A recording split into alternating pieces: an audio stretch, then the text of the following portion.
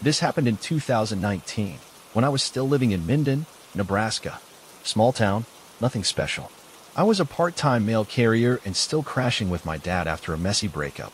Every Easter, the town holds a little community picnic in Ames Park. It's not much, some folding tables, crock-pot food, a few sad games for the kids. But people come. Families show up in pastels, and someone always dresses up to hide eggs and pose for photos. That year, I was asked to help organize it. We didn't have anyone to play the Easter Bunny. The guy who usually did it moved away, and nobody volunteered. I was ready to just skip the costume entirely when this older man came into the library where we were setting up flyers. I'd never seen him before, tall, very pale, late 50s maybe. He had this long face and wore a tan overcoat even though it was 70 degrees out. He introduced himself as Mr. Kettle and said he'd heard we needed a bunny. Said he'd done it before in other towns and even had his own costume. He brought it in that afternoon, a full white suit, older looking but clean, with a strange yellow bow tie stitched to the neck. The mask had this stiff, frozen grin and wide plastic eyes like something from the 60s. Kind of creepy, honestly, but we were desperate. I said sure. He asked one thing, that he be allowed to hide the eggs himself. I figured, yeah, whatever. Less work for us. Saturday morning rolled around, and I got to the park around 8:30 a.m. Families were already setting up lawn chairs. The sky was gray, but the grass was soaked in sunlight. It was one of those spring mornings that feels fake. Too bright, too quiet. I saw the bunny walking the perimeter of the field, scattering eggs from a wicker basket. His movements were stiff and slow. I remember thinking he looked tired. Then I noticed something else, the way the kids kept looking at him. Not running toward him like they usually did. Watching him from a distance, wide-eyed, whispering to their parents. And he didn't wave. Not once. The picnic started around 10. Music, food, the usual stuff. The bunny sat in a folding chair near the gazebo while kids lined up for photos. I was helping at the lemonade table when a mom came over and asked, "Who's the guy in the costume?" I told her his name, Mr. Kettle, and she frowned. Said he'd been asking the kids strange questions. Not inappropriate exactly, but unsettling. Stuff like, "What time do you go to bed?" Or, "Is there a window by your room?" I went over to check it out. He was sitting very still, hands on his knees, head slightly tilted. The kids in line were uneasy, giggling nervously, but still going up to sit beside him. When I asked if everything was okay, he didn't speak. Just nodded once, slowly. His head moved in this almost deliberate way, like it was too heavy. By 1 p.m., the egg hunt started. The kids bolted off into the field while the bunny stood motionless by the trees. I noticed he never moved the whole time. Didn't cheer, didn't interact. Just stood there, head cocked, watching them run around. I walked up to him to offer water. That's when I saw his gloves. The white fur was fraying near the fingers, and underneath, the skin was mottled gray. Not gloves. Just hands. "Mr. Kettle?" I said. He turned toward me and held out the basket. His voice was quiet and oddly polite. "I left something special for you," he said. Inside one of the eggs. I forced a smile, took the basket, and watched him walk away into the trees. I didn't see him again after that. That should have been the end of it. But when the kids started cracking open their eggs, plastic ones filled with jelly beans or stickers, one little boy screamed. Inside his egg wasn't candy. It was a Polaroid. The photo was blurry, but you could make out what looked like a child's bedroom. The curtains were drawn, and a small figure was sleeping in bed. From the angle, the shot had clearly been taken from inside the room.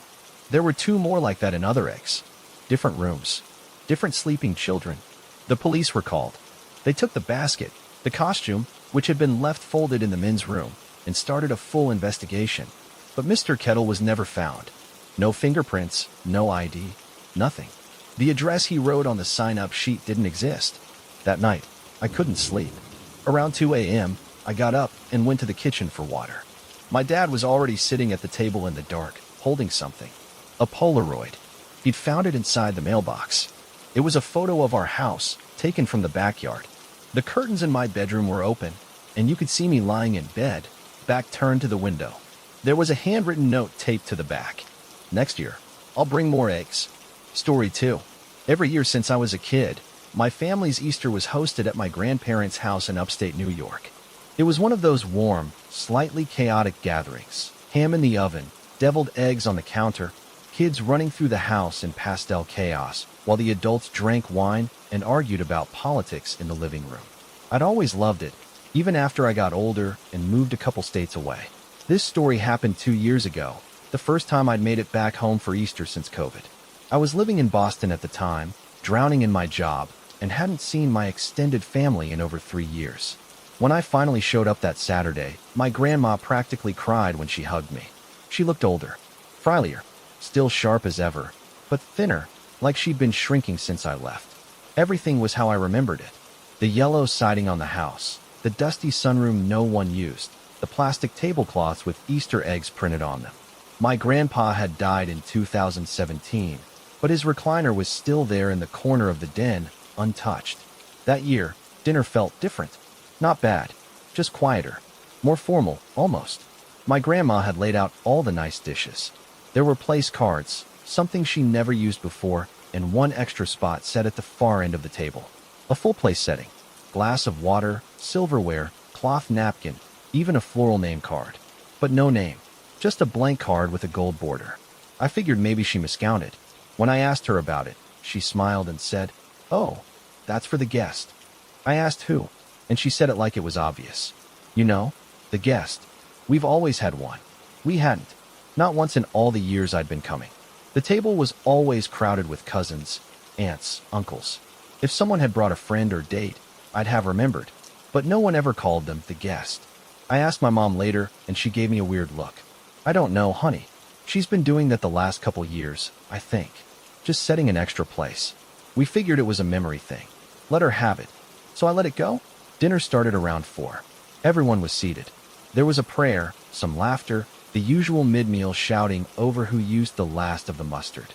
At some point, I looked down the table and noticed the empty chair again. The napkin had been unfolded. That caught my eye. It had definitely been folded before.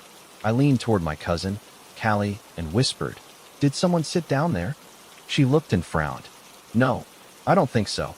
But the water glass had condensation on it now, like someone had taken a drink. I started to say something else when the front door opened. Not loudly, just the gentle creak of an old door swinging inward. Everyone paused. You could hear the shift in air, the brief hush that followed. Then footsteps. A man stepped into the dining room, moving slowly, like he'd been invited and didn't want to interrupt. He looked about 50, tall, wearing a brown wool suit that didn't quite fit, like it was borrowed or old. His shoes were scuffed, and his hair was neatly combed, parted down the middle in this old-fashioned way. The weirdest part was that no one reacted. Not gasps, not confusion, just silence. My grandma stood and smiled. "There he is," she said softly. "Right on time." He nodded once and took the empty seat at the end of the table. No one said anything. He didn't eat, just sat with his hands folded neatly in his lap. Occasionally, he'd glance around the table, making eye contact with each person. His eyes were flat, not mean, not vacant, just still. When he looked at me, I felt cold, like a window had been left open behind me. But I didn't say anything, because I didn't want to be rude, and because everyone else was acting like this was normal. When dessert came out, the man stood. He gave my grandma a small bow, then turned and walked down the hall toward the back of the house. I waited until everyone was distracted with pie and stood to follow him. My heart was racing. I didn't know what I was going to say, maybe just ask who he was, maybe pretend I thought he was someone's friend. But when I turned the corner toward the back door, he was gone. Like, completely gone. The screen door was locked from the inside. No sound of a car. Nothing. Just empty air. When I went back in, I asked loudly, "Who was that guy?" A few people gave me confused looks. Callie said, "Who?" "The man at the end of the table," I said, now feeling dumb. "The guy in the brown suit." Silence. My grandma set down her fork. "You saw him?" I stared at her. "Yeah, we all did." But everyone else was shaking their heads now. My mom looked nervous. "There was no one there, sweetie." "Are you kidding me?" I snapped. "He sat right there. He came in. He didn't eat. He bowed to Grandma. What the hell is going on?" Grandma reached across and touched my hand. Her voice was calm. "That's all right, sweetheart. You're just the first one this year." I pulled my hand away, heart pounding. "The first what?" She gave me a sad smile. "The first to remember him. I left early. I didn't stay for cleanup. Didn't stay the night. I drove back to my hotel shaking, heart racing, brain spinning. I thought maybe it was some kind of prank. Or dementia. Or maybe I had imagined it. Maybe it was a weird flashback. Maybe the wine hit harder than I thought. But a week later, I got a letter in the mail. Handwritten. No return address. Just my name on the envelope. Inside was a single line. I'll see you next Easter. Leave the door unlocked. Story 2. I didn't even want to go. My mom had dragged me out to some remote mountain chapel for Easter weekend to visit relatives I barely remembered, her cousin Claire and Claire's family. We were from Charlotte.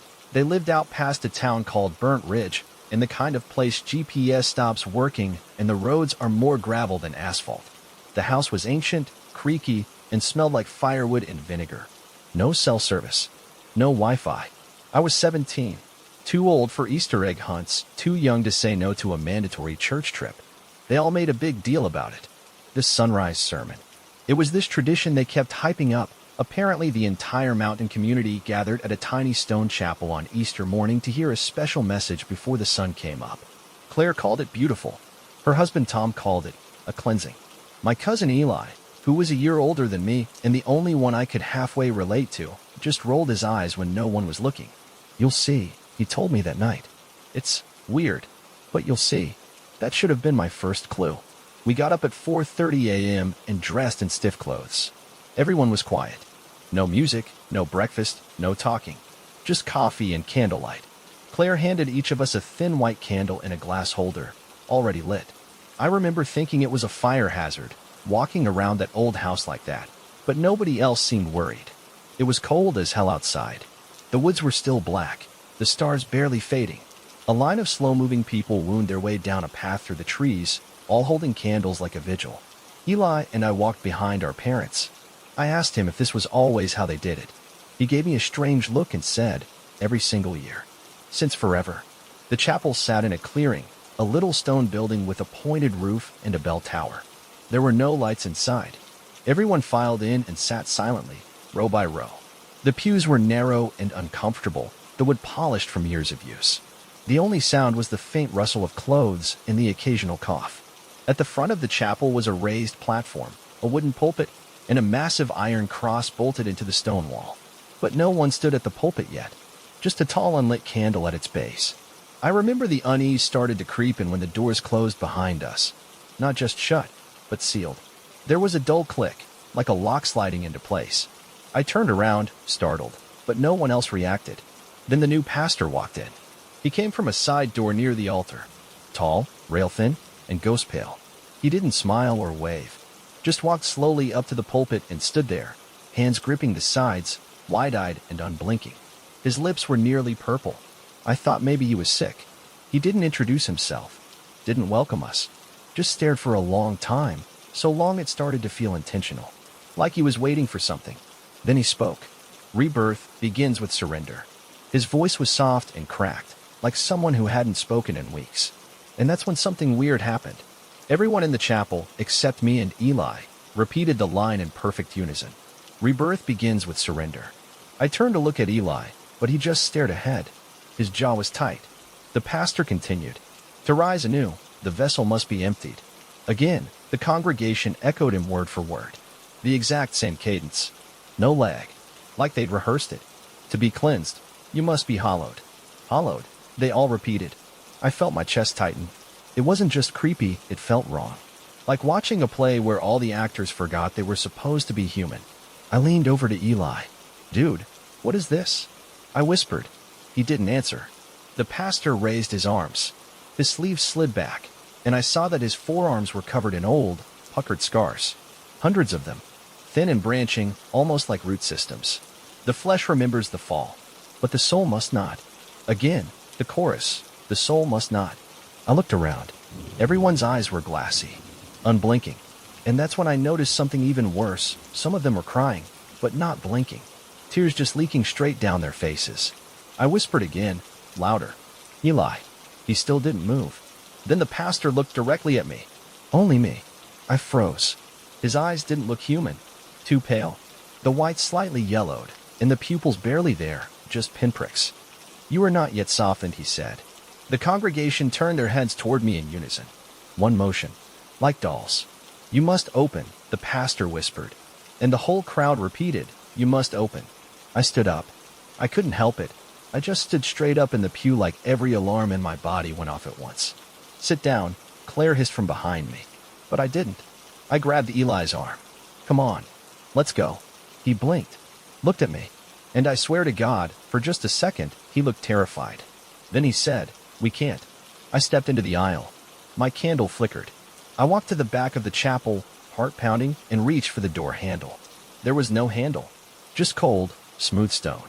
No seams, no hinges, no sign the door had ever been there. My breathing started to spike. I turned back around. Everyone was still staring at me. The pastor now had both hands pressed flat against the pulpit like he was holding himself upright. And then Eli stood up. He walked toward me slowly. His face was blank. "Eli," I said, stepping back. He took my hand and whispered, "Don't scream." Then he shoved me hard into the side door the pastor had entered from. It flew open. I stumbled into darkness, slammed my shoulder against stone. The door shut behind me. I was in some kind of hallway, a narrow tunnel lit only by faint candlelight and wall sconces. The air was thick and smelled like damp earth. I followed it, heart racing, feet echoing. I didn't know if I was underground or still in the chapel. The tunnel twisted and sloped downward. I passed rooms, small ones, through iron-barred openings. Inside were people, or what was left of them. Their eyes were open. Their mouths moved silently. One of them had no legs. Another was scratching lines into the floor with bloodied fingers. All of them were whispering something, over and over. I couldn't quite make it out. Eventually, I saw a faint light ahead. I ran. The tunnel opened onto a hillside, hidden behind thick brush. I burst out into the trees just as the sun was rising. I didn't stop running until I hit a dirt road. I flagged down a truck driver a few miles later. Police went up to investigate. They found the chapel, found the congregation. But here's the thing. They said it was just a normal Easter sermon. Small town folks. Friendly pastor. Nothing unusual. No signs of a tunnel. I begged them to talk to Eli. They said there was no one by that name in the area. I showed them photos from my phone, except every photo from the weekend was gone. My gallery was empty. When I tried to call Claire's house, the number was disconnected. I don't know what I walked into that morning, but I still hear that chant in my head sometimes, right as I'm falling asleep. "You must open." And lately, I've been waking up with tears on my face. Story 3. My stepdad, Gary, got real into religion after he quit drinking. Not just church on Sundays kind of religious, but the kind where your bookshelf slowly fills up with off-brand Bibles, and you start talking in metaphors that don't quite make sense. It was mostly fine. Weird, but not dangerous. Until he took us to his old church for Easter. He'd grown up in a place called Elders Hollow, way out past Blue Ridge. We're talking deep backcountry, just a scattering of cabins, dirt roads, and a wooden church that looked like it hadn't changed since the 1800s. We left Friday afternoon and drove for 6 hours. My mom kept trying to act excited, like this was some wholesome family trip, but I could tell she was just trying to keep Gary happy. It was me, my mom, Gary, and my 9-year-old sister Abby. I was 16. Elders Hollow wasn't on any map I could find. We lost cell service halfway up the mountain. The air felt thinner up there, and colder than it should have been for April. The church sat in a sunken clearing surrounded by pine trees, with a graveyard sloping up behind it. It was built of dark wood and stone, and the windows had these foggy panes you couldn't see through. No cross, no steeple, just a bell and a little iron weather vane shaped like a lamb. Gary got weird as soon as we pulled in. Stiff posture, quieter than usual, almost reverent. He kept calling it the gathering instead of a service. "We're just in time," he said. "The lamb's almost ready." I thought he meant food. There were maybe 40 people in town, total. All pale, all quiet. They wore muted colors, gray and brown, and greeted Gary like an old friend. They barely acknowledged the rest of us. One old woman gripped my hand and stared at me for a little too long. "First Easter?" she asked. Her skin felt like dry paper. Yeah." She smiled with too many teeth. Good timing. The church didn't have pews. Just floor cushions arranged in a circle. No lights except a massive iron candelabrum hanging from the rafters. The pastor, or whatever he was, stood barefoot in the center, wearing a faded white robe. He didn't speak when we entered, just nodded solemnly and motioned for us to sit. Gary guided us to cushions near the edge of the circle. That's when I noticed the hole in the floor. It was maybe 4 feet wide, surrounded by stones, with something carved around the rim, worn letters I couldn't read. The pastor finally spoke. His voice was thin and airy. "Tonight, we begin the vigil." Nobody repeated him, but everyone bowed their heads. He went on for a while. I didn't catch all of it. Something about humility, the bloodline, and preparing the vessel. I figured it was just some weird backwoods interpretation of Holy Week.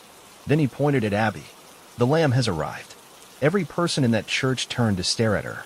Abby looked confused. My mom tensed up. Gary smiled. Not a proud dad smile. A satisfied one. I said, loud enough to cut the silence, "What the hell did you just say?" The pastor raised his hand. "The firstborn female of new blood. Pure. Untouched by inheritance." I grabbed Abby's hand. "We're leaving." Gary stood up and blocked the aisle. "You don't understand," he said gently. "It's a gift. A cycle. I was the lamb once, too." That sentence broke my brain for a second. "You what?" He stepped closer. "She'll come back. We all do. That's the promise. The hollow returns what it takes. Rebirth." My mom looked paralyzed. She whispered, "Gary, this wasn't the deal." That's when I knew she'd known something. Not this, maybe, but enough. I wasn't going to argue anymore. I shoved past Gary and ran for the doors, dragging Abby with me. But the doors wouldn't budge. Not locked, just solid. Like they were part of the wall. The others began chanting softly. Not English. Something guttural. We ran to a window. I picked up one of the floor cushions, hurled it at the glass, and it bounced off like it hit steel. No crack. I turned and saw Gary walking toward us, arms out like he was calming a spooked dog. "It doesn't hurt. She'll sleep.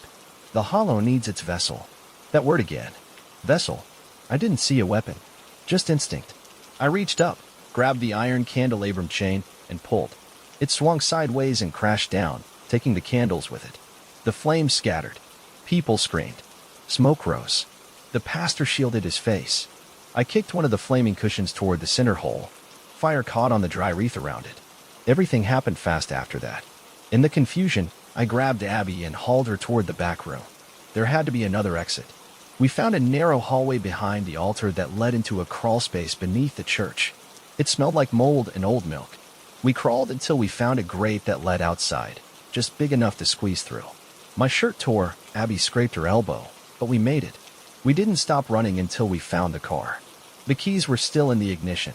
Gary's truck was gone. We drove down that mountain like bats out of hell. No GPS. No idea where we were going. We reached a ranger station 2 hours later. When we told them what happened, they just gave us this blank look. "There's no church up there," one of them said. "There hasn't been for years. Burned down in '98. I asked them to check again. Showed them where we went. They agreed to look, but they didn't find anything. Just an overgrown clearing. A circle of blackened stones. And in the center, still warm, they said, was the charred remains of a wooden lamb. Abby doesn't talk much anymore. Gary never came back. His truck was found weeks later, parked in perfect condition outside our house. Doors locked. Keys on the seat. Sometimes, at night, I hear a soft voice from the woods near our backyard. It says my name. And then, always, the lamb must return.